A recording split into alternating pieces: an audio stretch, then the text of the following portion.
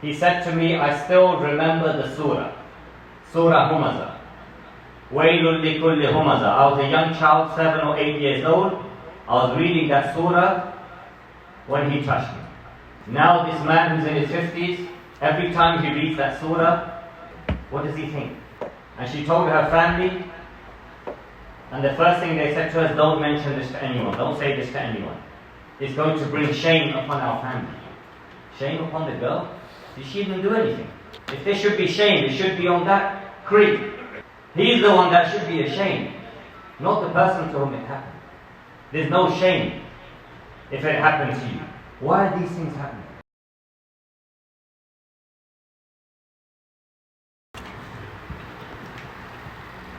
Alhamdulillah, nahmaduhu wa nasta'inuhu wa nastaghfiruhu wa nu'minu bihi wa natawakkalu alayhi. ونعوذ بالله من شرور أنفسنا ومن سيئات أعمالنا من يهدي الله فلا مضل له ومن يضلل فلا هادي له وأشهد أن لا إله إلا الله وحده لا شريك له وأشهد أن محمدا عبده ورسوله يا أيها الذين آمنوا يقول الله عز وجل في كتابه الكريم أعوذ بالله من الشيطان الرجيم يا أيها الذين آمنوا كونوا قوامين بالقسط شهداء لله ولو على أنفسكم أو الوالدين والأقربين. Allah subhanahu wa ta'ala be praised as He deserves to be praised. We bear witness that there is nothing worthy of worship besides Allah, and that Muhammad sallallahu alayhi wa sallam is His servant and His messenger. Allah subhanahu wa ta'ala says in Surah Nisa, O you who believe, stand up for justice, even if it is against your own selves, or your parents, or your relatives. One of the signs of a healthy individual, a healthy family, a healthy community, is that they are not afraid to have uncomfortable conversations. They are not afraid to talk about uncomfortable things. Here in this masjid, we are not afraid to talk about taboo or uncomfortable topics. Because as uncomfortable and painful as they are, that is how we as individuals and families and communities, that is how we grow. The subject matter which I wish to speak about today is something that is a major problem in our community and in Muslim communities everywhere, and that is the problem of child abuse. And when I say that, so because there are children here, so there's certain words I'm not going to be saying, but I mean the type of adult abuse. So I'm going to refer to it as bad things. Let us be honest.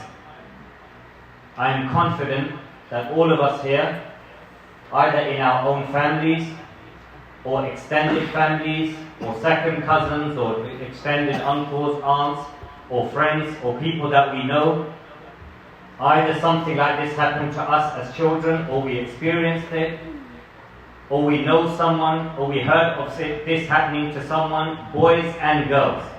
Not just girls, boys and girls.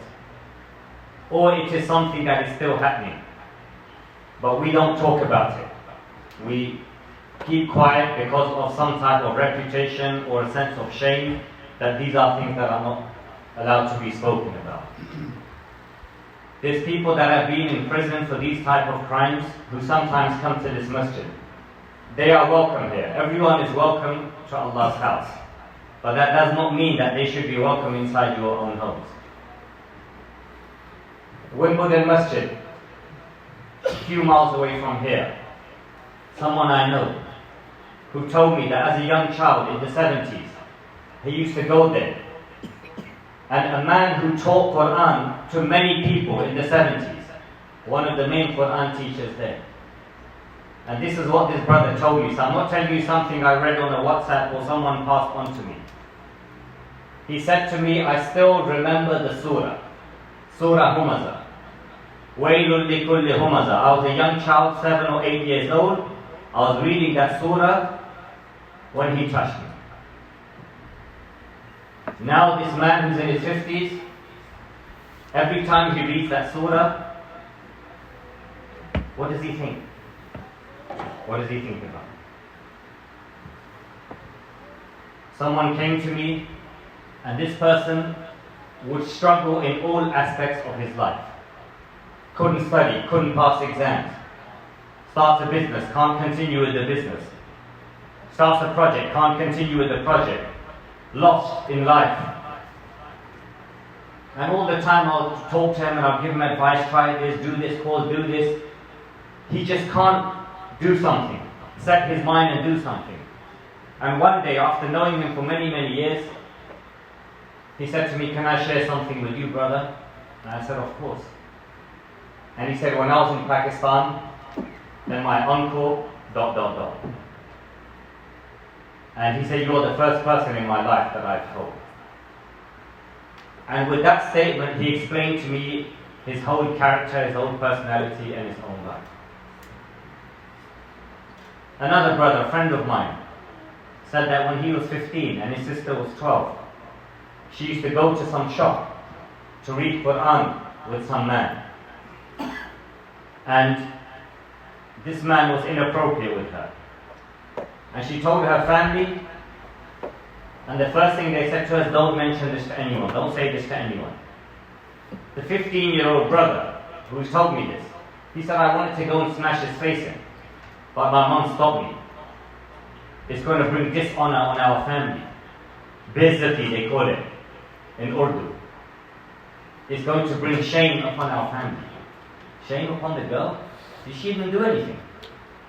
If there should be shame, it should be on that creep. He's the one that should be ashamed, not the person to whom it happened. There's no shame if it happened to you. Shame, even if you are doing it, we will talk about that afterwards. This is a major problem in our community. And when I say our community, I mean our community here, including people, those of us who come to this masjid. There are things happening in our families. Imams are doing things, Quran teachers are doing things.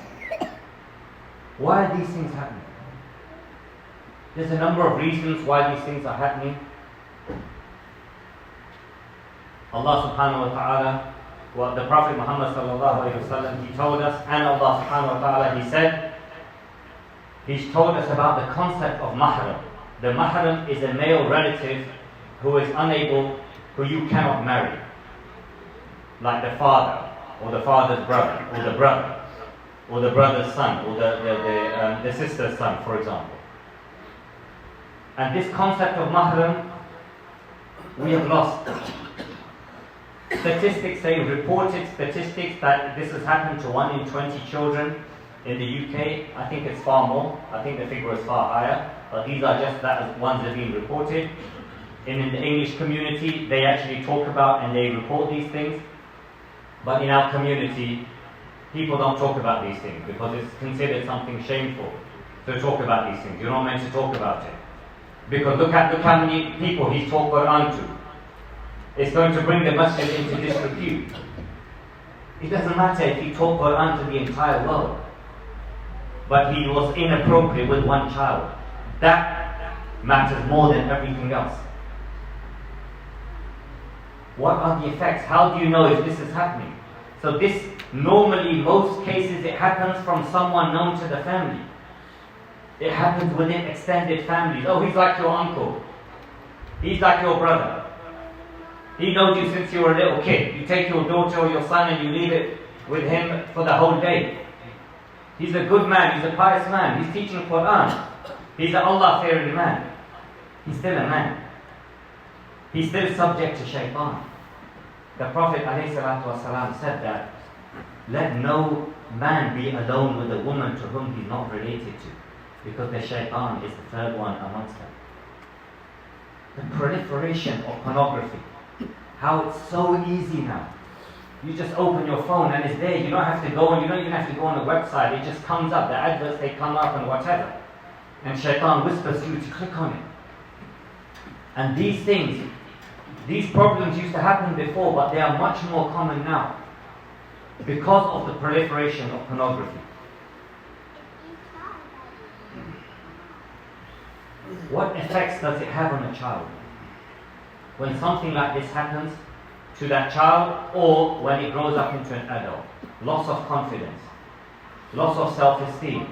The child becomes aggressive, starts failing exams, starts smoking, starts going out at night. And the parents, how are the parents dealing with it? Hitting the child, telling the child, shouting it off. My child doesn't listen, I don't know what's his problem.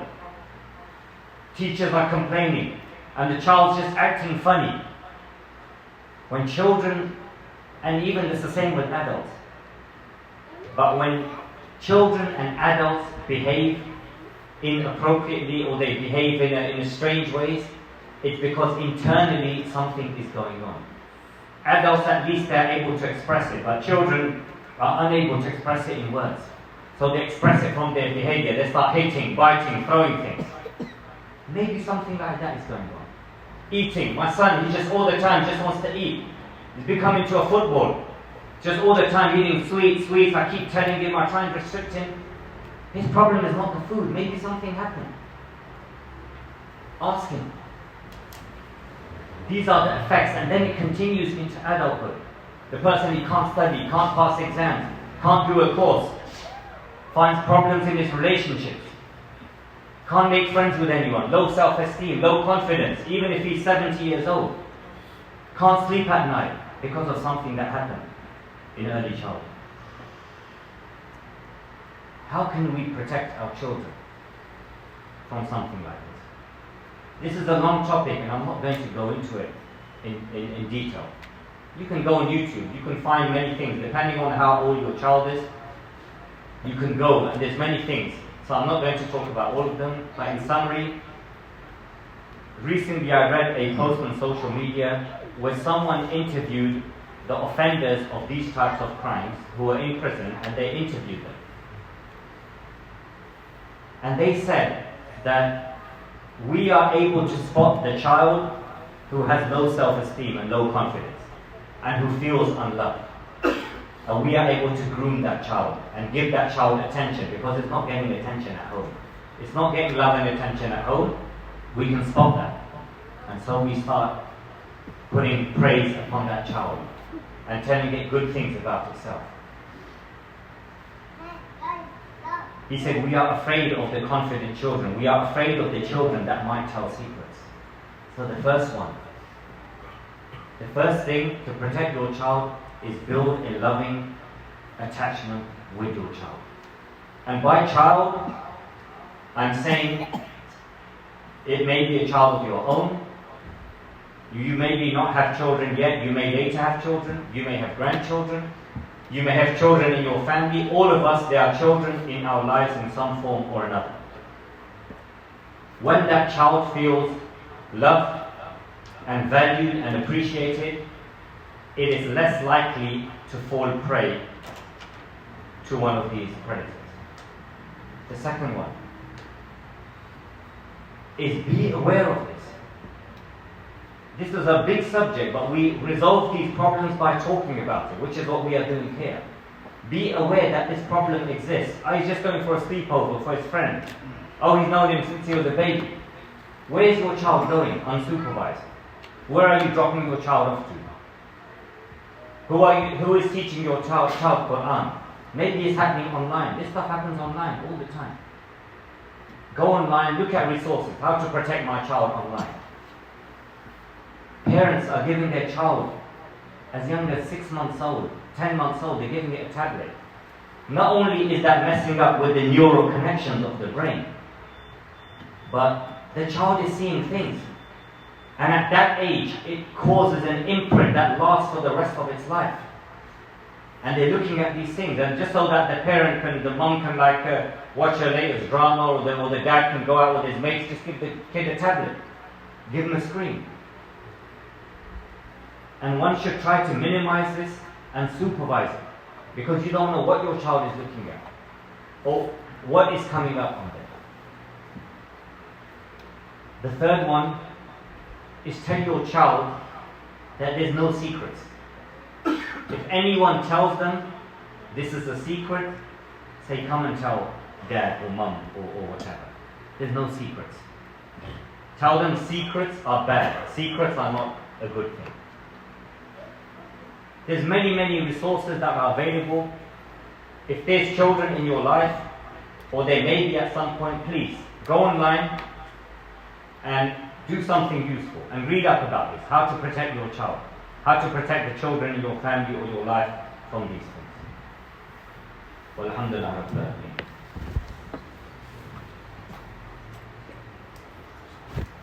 إن الحمد لله نحمده ونستعينه ونستغفره ونؤمن به ونتوكل عليه ونعوذ بالله من شرور أنفسنا ومن سيئات أعمالنا. من يهدي الله فلا مضل له ومن يضلل فلا هادي له وأشهد أن لا إله إلا الله وحده لا شريك له وأشهد أن محمدا عبده ورسوله. What if this happened to you?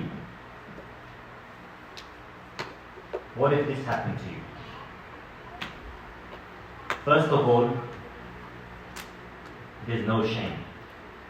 It wasn't your fault. It was not your fault. You are not bad. You did not do anything wrong. So get that out of your mind. Because the first thing that people feel to whom it was happened is a deep sense of shame, of dirt, of worthlessness. You are good, you are worthy, and Allah loves you. The fact that someone did this to you does not mean that Allah does not love you. So remember that. If it happened to you, please speak to someone. Don't carry that secret.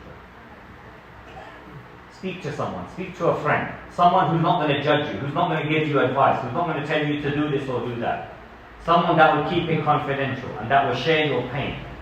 And someone that will say to you, that brother or sister, I'm really sorry this happened to you. And I can't imagine how bad that must have been to you. Someone that will hold space for you. Please, talk about it. Start having these conversations amongst your family members, amongst your friends. Because shame cannot exist being talked about. When you talk about these things, then the shame factor, it goes. The more we as a community start talking about these things, that is how we resolve these things that are happening behind closed doors. You see stuff that's happening in Pakistan. My parents are from Pakistan. You see stuff on social media every other day, something happening to little children, and you think, what is going on? What is going on? So if this happened to you, please, that might explain why you can't be successful in whatever you're doing. It might explain your health problems. Why you're 25 years old and you have a problem with weight, or you can't sleep, or you have a high blood pressure, or you have diabetes, problems that people have in old age. Please, don't carry that secret. Talk to someone about it. You have nothing to feel ashamed about because it was not your fault. You did not do anything wrong. And now to talk about something uncomfortable. What if you did this to someone? That's what Allah said in the Quran. O you who believe, stand up for justice even against your own selves. Maybe you did this to someone. Maybe you did it once. Maybe you did it more than once. Maybe you are still doing it. Do not lose hope. There is a way out. Allah subhanahu wa ta'ala forgives all sins except shirk. First thing is repent to Allah sincerely. Repent to Allah sincerely.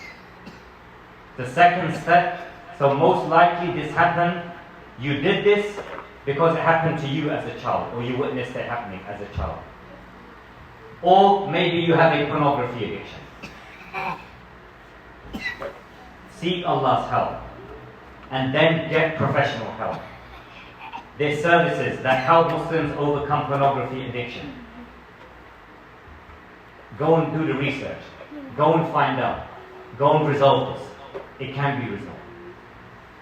If you've done it, or if you're doing this to someone,